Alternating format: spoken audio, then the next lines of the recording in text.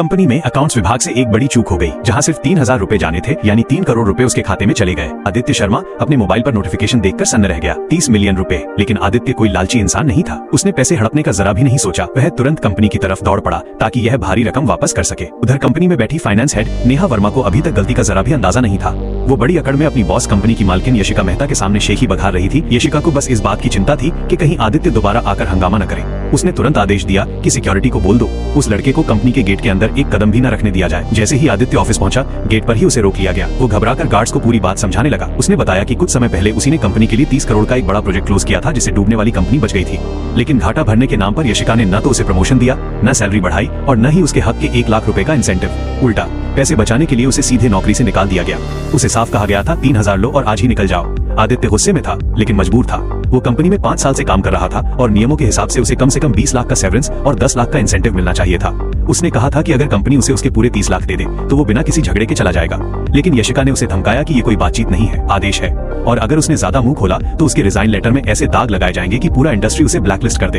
इतना कहकर उसे कार्ड से बाहर फेंक दिया गया। बाद में यशिका ने फाइनेंस में काम करने वाली अपनी कजिन रिया वर्मा को बुलाया और कहा कि जल्दी से कागज पूरे करके आदित्य को 3,000 ट्रांसफर कर दो ताकि वो दोबारा कंपनी के चक्कर न लगाए। लेकिन रेट पर खड़ा खड़ा गार्ड्स को समझाता रहा, उसका गला सूख गया, लेकिन कोई मानने को तैयार नहीं था।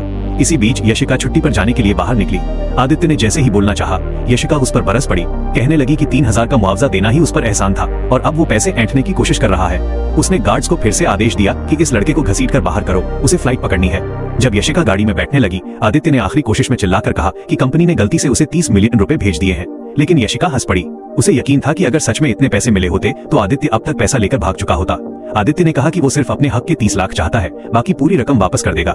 यशिका ने इसे धोखाधड़ी समझा और गार्ड्स को बुलाकर आदित्य को पकड़वा लिया। उसने धमकी दी कि अगर वो दोबारा दिखा तो उस पर पुलिस में झूठा केस डाल दिया जाएगा। मजबूर होकर आदित्य वहां से चला गया, लेकिन उसे पता था कि इतनी बड़ी रकम की गलती देर सबेर सामने आएगी और यशिका जैसी औरत उल्टा उसी पर केस कर सकती है। इसलिए वो सीधे एक वकील के पास पहुंचा। पूरी कहानी सुनते ही वकील की आंखें चमक उठी। इतनी लापरवाह और लालची कंपनी उसने बहुत कम देखी थी। वकील ने तुरंत एक लीगल एग्रीमेंट ड्राफ्ट किया। अगर यशिका उस पर साइन कर दे तो वो रकम कानूनी तौर पर आदित्य की हो जाएगी और भविष्य में कोई केस हुआ तो जिम्मेदारी सिर्फ यशिका की होगी। फिर भी आदित्य कंपनी का नुकसान नहीं करना चाहता था। उसने यशिका को आखिरी मौका देने का फैसला किया।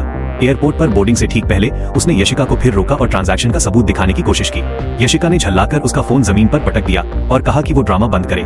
उसी समय एक स्टोर से आवाज आई, मैम आपके चुने हुए गहने पैक हो गए हैं, कुल 50 लाख रुपए हुए, कार्ड या ट्रांसफर। यशिका ने बिना सोचे कहा कार्ड। आदित्य हंस पड़ा और बोला कि कंपनी के पास 30 लाख देने के पैसे नहीं थे, लेकिन 50 लाख के गहने खरीदे जा रहे हैं। यशिका ने गुस्से में अपने जान पहचान वालों को फोन कर दिया और आदित्य को पूरे इंडस्ट्री में ब्लैकलिस्ट करने का आदेश दे दिया।